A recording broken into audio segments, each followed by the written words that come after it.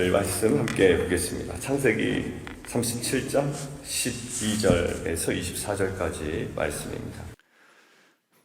형들이 아버지의 그 양을 치러 이제 이동을 하게 됩니다.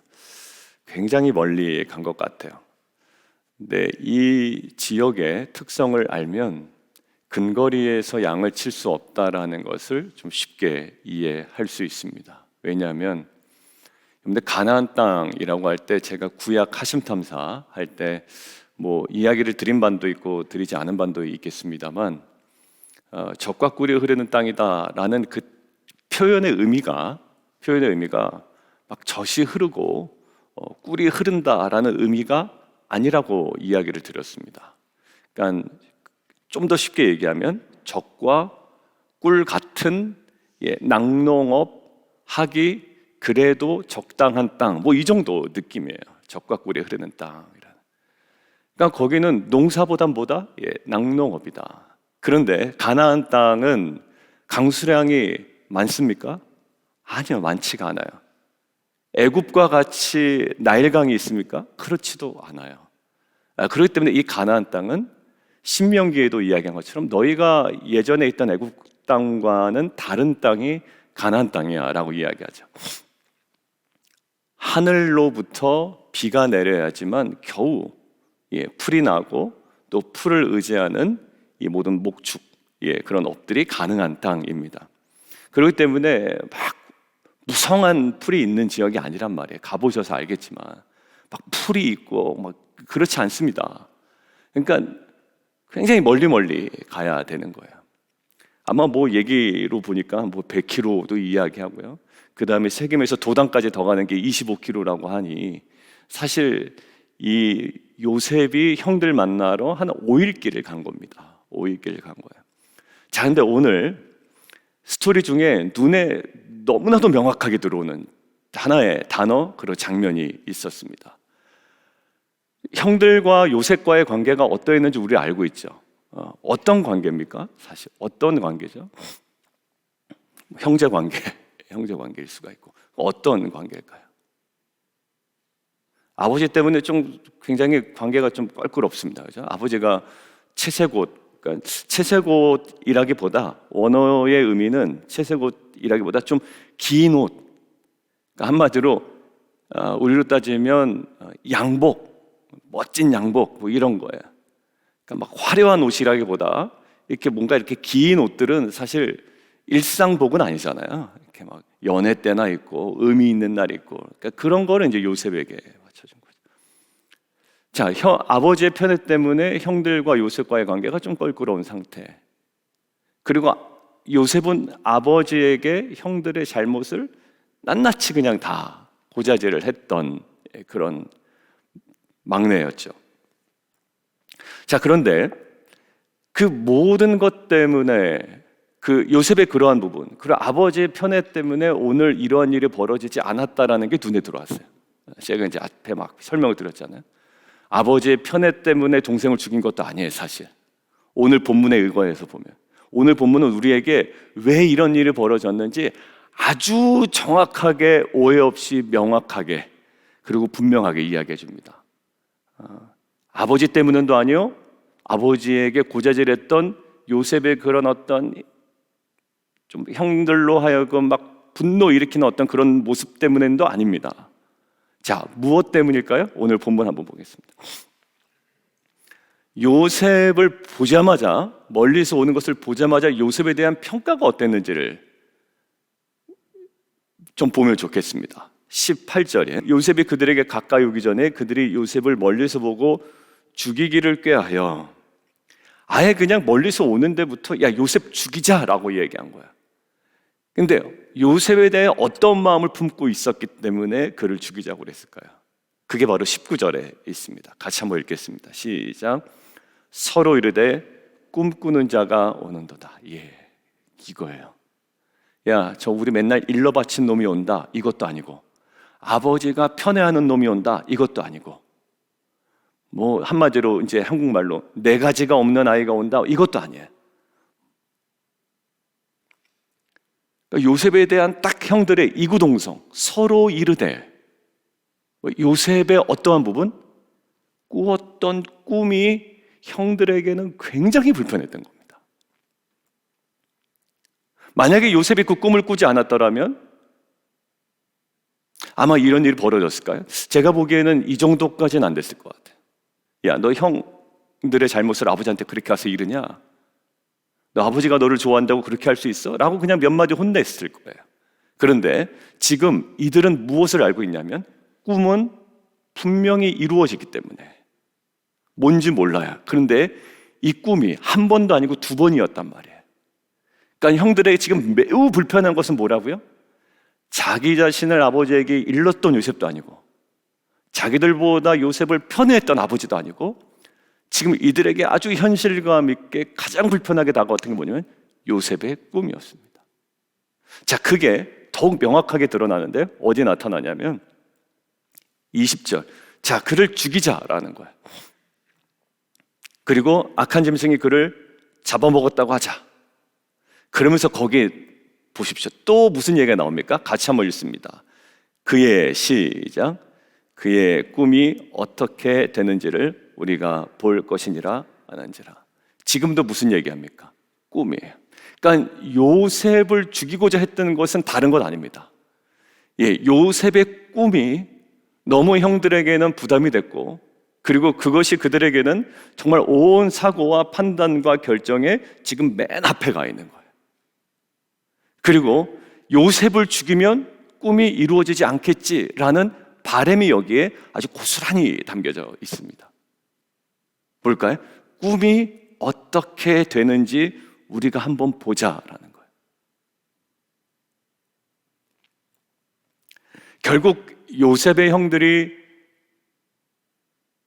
구덩이에 내던진 것은 결국 무엇일까요? 요셉이 아니라 요셉이 꾸었던 꿈을 구덩이에 담가버린 거예요. 그리고 그들은 이야기합니다. 이 꿈이 과연 이루어질 것인가? 저는 묵상하면서 이렇게 적어놨습니다. 결국 요셉의 형들이 갖고 있었던 건 야비하게 자신의 잘못을 아버지에게 일러 바쳤던 요셉이라는 인간에게 지금 반감을 가진 것도 아니고 자기보다 요셉을 더 편애했던 아버지에 대해서 반감을 가진 것도 아니며 물론 영향이 전혀 없었던 것은 아니지만 결정적인 동생을 죽인다는 것은 굉장히 중요한 사안 아닙니까?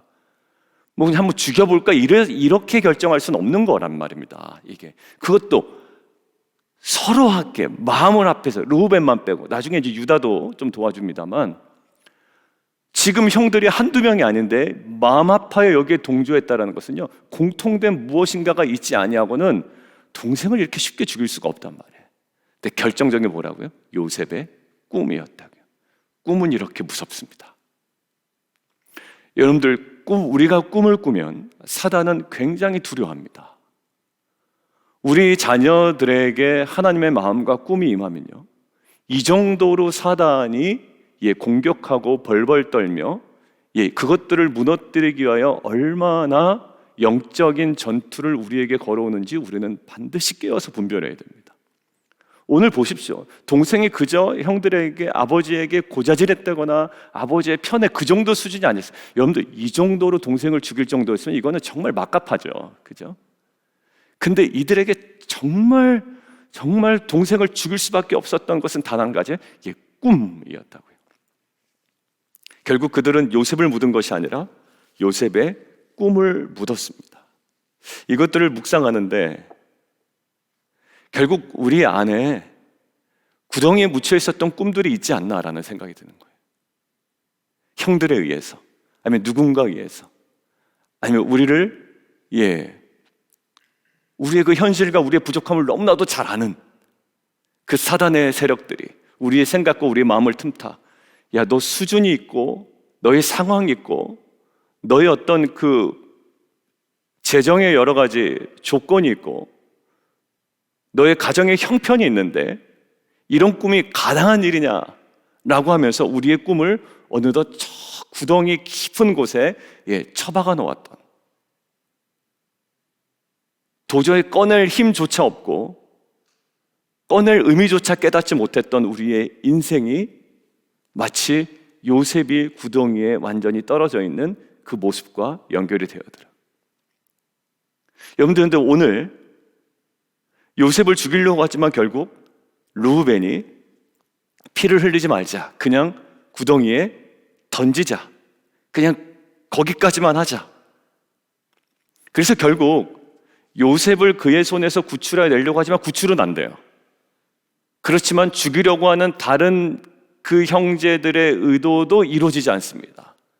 결국 내일 가면 하나님께서 펼치신 또 다른 이제 하나님의 그 역사가 이루어지죠. 팔려가는 일이 이제 벌어지게 되는데, 결국 이 묻혀있는 꿈, 형들이 요셉을 묻은 것이 아니라 요셉의 꿈을 묻어버렸습니다. 왜? 이 꿈이 이루어진 것들을 원하지 않는 세력들에게는 너무나도 감당할 수 없는 일이 되기 때문이에요. 하나님의 꿈은, 하나님의 꿈을 원하지 않는 이 사단의 세력들, 그리고 이 원수의 세력들에게는 이것은 정말 감당할 수 없는 일이 되어버리기 때문이에요. 여러분들 보십시오. 예수님의 그 십자가 사건 가운데, 그 하나님의 꿈이 이루어지는 십자가 사건 가운데 얼마나 사단의 세력의 방해가 많았습니까? 예수님이 사역을 시작할 때부터 그 이사야의 말씀을 가지고 메시아로서의 사명을 가지고 오셨을 때 얼마나 그것들을 넘어뜨리려고 이 사단은 노력했어요. 결국 사단은 우리의 생명과 우리의 명예와 여러 가지 많은 것들을 공격하지만 결국 우리의 무엇에 정확한 타격을 조준할까요? 우리의 꿈과 비전이에요. 여러분들 보십시오. 꿈과 비전 없으면 거의 죽은 사람 같습니다. 멍하고요. 그죠?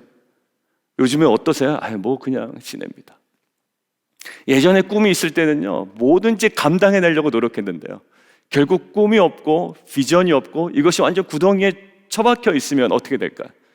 그냥 뭐 말씀을 봐도, 그리고 어떤 상황이 조금 어려우면 그 어려운 것 때문에 힘들어하고, 결국 이게 어떨까요?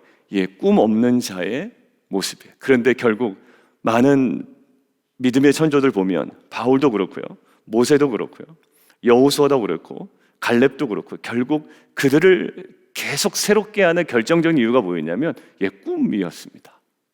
꿈이었어요. 갈렙이 나이가 젊어서 헤브론을 하나님께 달라고 그랬나요? 아니요, 그렇지가 않아요. 갈렙에게는 꿈이 있었습니다. 우리 권사님들하고도 이야기 나누면 결국 이 나이와 상관없다라는, 오히려 젊은 사람들은 이제 뭐 너무 바쁘기도 하고 막 여러 가지 힘들 때도 있죠. 근데 오히려 이게 뭐 권사님들 또 장로님들 또 나이와 상관없이 이 열정으로 영혼을 보고 또 말씀을 나누고 이 말씀으로 은혜 받았어요 뭐 하면서 나눠주실 때가 있거든요. 감사해요. 거기에 뭐가 있나요? 그냥 이 말씀으로 내가 위로받았어요가 아니라 하나님께서 이렇게 문을 열어주셨으니 앞으로 어떻게 하실 것인지에 대한 기대가 있습니다. 그것에는 하나님 나라에 대한 어떤 비전이 있죠. 여러분들, 이것들은요, 이제 우리 안에 이 꿈과 이 비전이 하나님께서 결국 뭐냐, 우리의 기분을 만족시키기 위함이 아니라 그 꿈과 비전을 통해서 어떻게 합니까? 나중에 요셉의 고백처럼 하나님께서 그 모든 것들을 선으로 바꾸사 많은 백성의 생명을 구원하고자 하시려는 하나님의 구원의 역사를 이루어 가시는 가장 중요한 씨앗이 되고 출발점이 되잖아요. 어디로부터? 이 요셉에게 주어졌던 꿈으로부터. 42장에 보면 절하지 않습니까? 형들이 와서. 그 절하는 모습은 단순히 요셉을 높이고 형들을 그냥 완전히 바닥으로 내몰려는 하나님의 계획이 아니었어요. 뭘까요? 많은 백성을 구원하고자 하는 하나님의 계획이었지, 이거 봐라 요셉이 높아졌고 너희들은 완전히 바닥으로 내려갔지 않느냐, 이거 보여주려고 그런 게 아니라고요. 근데 그들은 그 안에 담긴 하나님의 구속사를 모르니까 굉장히 불편해하고 이것들을 꿈을 구덩이에 던지려고 그러고 요셉을 죽이려고 하고, 결국 꿈이 어떻게 되는지 우리가 두고 볼 거다라고 이야기하지 않습니까? 무엇을? 그 꿈에 대한 하나님의 나라와 구속사를 이해하지 못하니까 그들이 지금 이 길을 걸어가고 있죠. 사랑하는 성도 여러분들, 오늘 우리가 이 요셉의 형들이 결국 구덩이에 던진 것은 요셉의 육체가 아니라 요셉이 뭐였다고요? 꿈이었습니다. 그리고 지금 저희가 뭐 육체적인 어떤 여러 가지 아픔이 있거나 이따가 또 현지 성도 위해서 기도해야 되겠지만, 육체적인 어려움, 건강의 아픔, 또 여러 가지 그 비즈니스나 직장에서의 어려움, 또 자녀와의 관계 속에서 많은 여러 가지 기도의 제목들이 있지만 결국 사단은 우리에게 그 꿈을 잃어버리게 하더라고요. 일이 진행이 안 돼요. 사역이 있는데도요, 일이 진행이 안 돼. 뭐가 없으면, 꿈이 없으면. 저와 여러분 모습 봐도 그러지 않습니까? 사역을 맡았다고 일이 막 진행되지 않아요. 꿈이 없으면요, 계획도 없고 뭐 하고 싶은 열정도 없고 다 없게 됩니다. 여러분들 뭘까요? 꿈을 뺏어가는 거예요. 옛날에는 참 있었는데. 맞아요, 옛날엔 있었어요. 근데 지금은요, 없어요. 그냥 하루하루 먹고 사는 게 그냥 다예요.